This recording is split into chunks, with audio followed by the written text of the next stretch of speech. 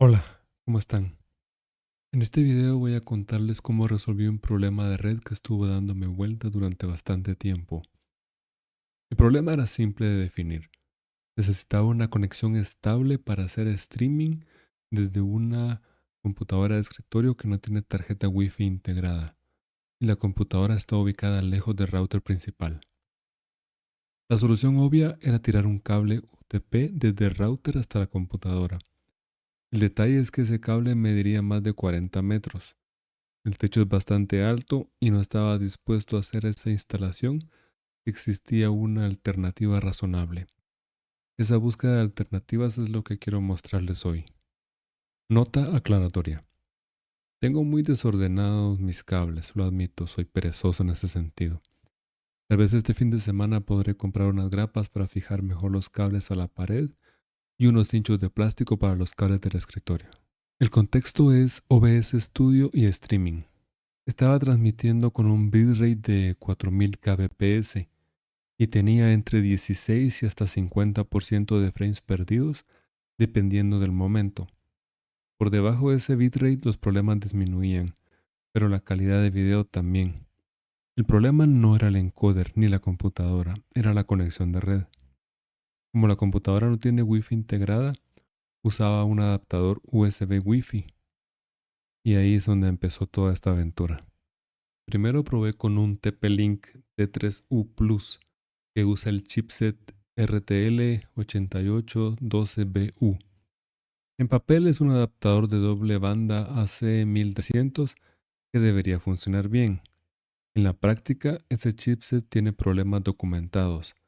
Hay picos de latencia de hasta 3000 milisegundos, inestabilidad bajo carga sostenida, comportamiento errático. Son problemas que no se notan navegando viendo videos, pero que destruyen un stream. Y todo esto de los foros de TP-Link están llenos de controladores alternativos, controladores beta, quejas, etcétera. Pero ese es el tipo de adaptador Wi-Fi al que tenés acceso acá en Guatemala, bajo costo. Adicional a eso, la ubicación de la computadora hacía necesario una extensión USB 2.0 para alejar el adaptador del gabinete y evitar interferencias electromagnéticas y hacer lo posible por sacarlo de la habitación y que obtuviera una mejor señal del router. Eso agregó otra variable.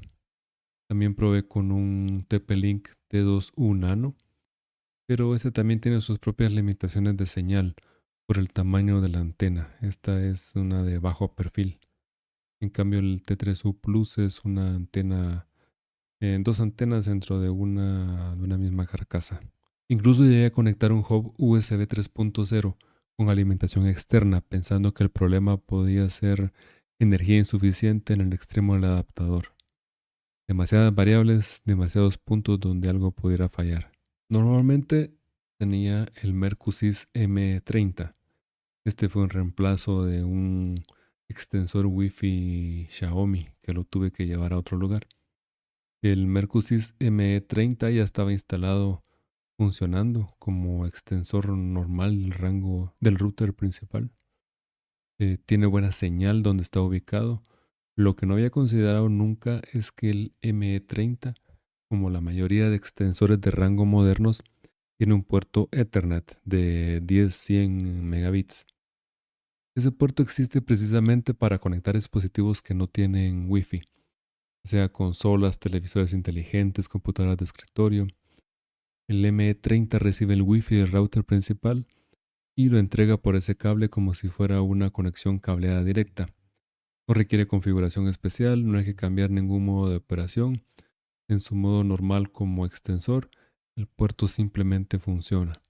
La lógica es que en lugar de que el adaptador USB Wi-Fi de la computadora haga ese salto inalámbrico con todos sus problemas, el ME30 lo hace de manera dedicada con su propio hardware y entrega el resultado por cable.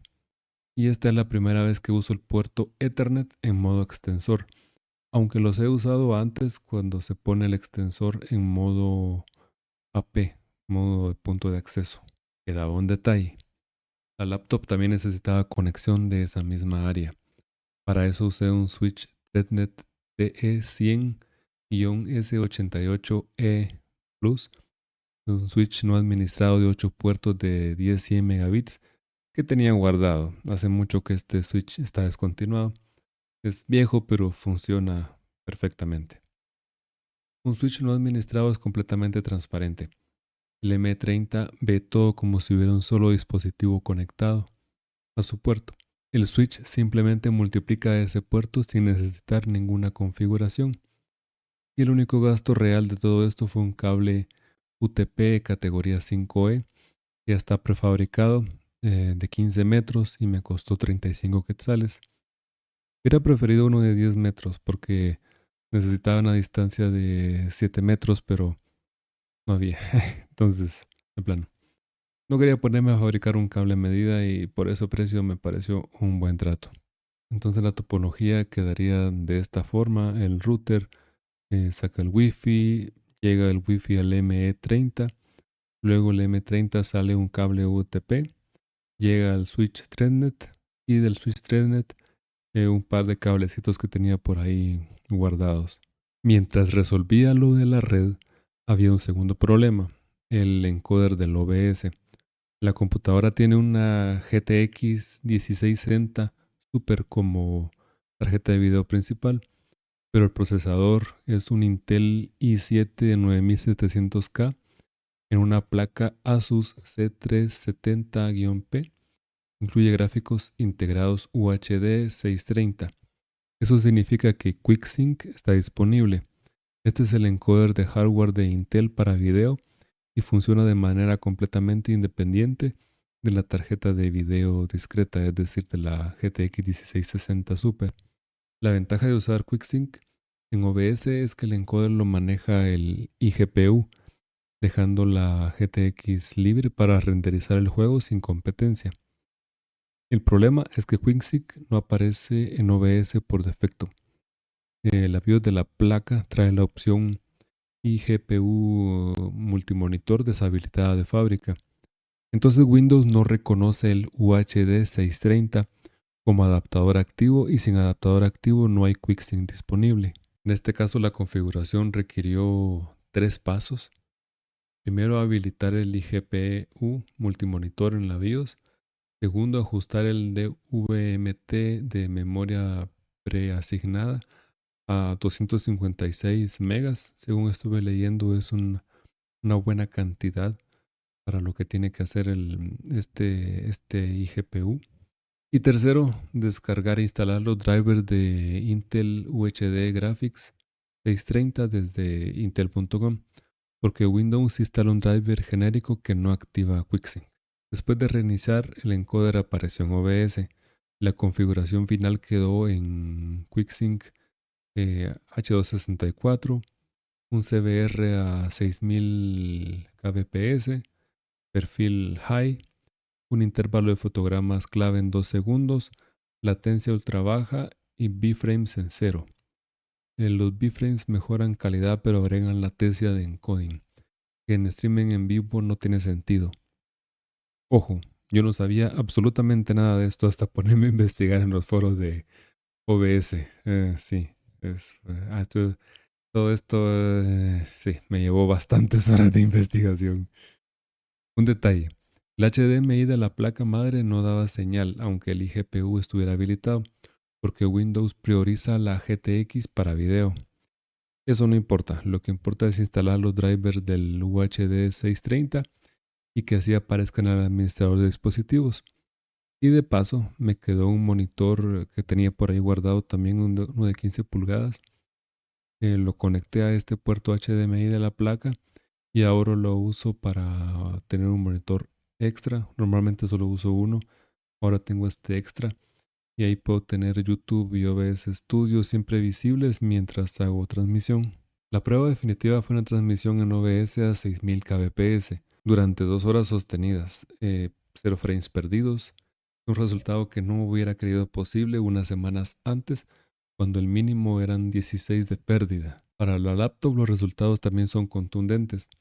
Hice una prueba de Bufferplot, es un nuevo concepto también para mí, con el Wi-Fi directo al router y obtuve la calificación F, con latencia en upload activo en 1400 milisegundos adicionales. Eso explica por sí solo cualquier problema en videoconferencias como Teams, de las cuales he tenido varios inconvenientes anteriormente. Y con el cable UTP y con cable UTP desde el switch Threadnet usando un adaptador USB 3.0 a la laptop, la calificación subió a B, con un upload activo con solo 4 milisegundos adicionales, unas velocidades de 84 megabits de descarga y 66 de subida, un jitter de 2.9 milisegundos, todas las categorías en verde excepto gaming de baja latencia, que tiene más que ver con el salto Wi-Fi hacia el router que con el cable local del Mercosys a la computadora. Y esto con la misma señal Wi-Fi de fondo, el mismo router, el mismo extensor Wi-Fi. Lo único diferente es si la laptop usa su tarjeta Realtek 8222CE integrada o si recibe Ethernet a través del adaptador USB. Tirar 40 metros de cable hubiera sido la solución técnicamente más limpia, colocar canaleta, colocar grapas, etc. Pero ignoraba completamente las restricciones reales de la instalación. Entender que el ME30 tiene un puerto que se puede utilizar no solo como punto de acceso, sino al revés básicamente, y que funcionaba exactamente para este caso de uso, fue más útil que seguir probando adaptadores USB, de los cuales solo tengo dos. Entonces no me quedaba mucho para probar. El chipset importa el RTL 8812BU del T3U Plus. Tiene problemas conocidos con streaming que no se resuelven con mejores drivers. Y un switch no administrado no es más que un multiplicador de puertos sin ninguna magia adicional. Útil precisamente por eso. A veces la solución no está en hacerlo lo más técnico posible, sino entender mejor lo que ya tenés instalado. Y claro, en este caso solamente lo único diferente fue comprar un cable UTP de 35 quetzales. Ojalá que esto le sirva a alguien. Gracias por ver. Hasta la próxima.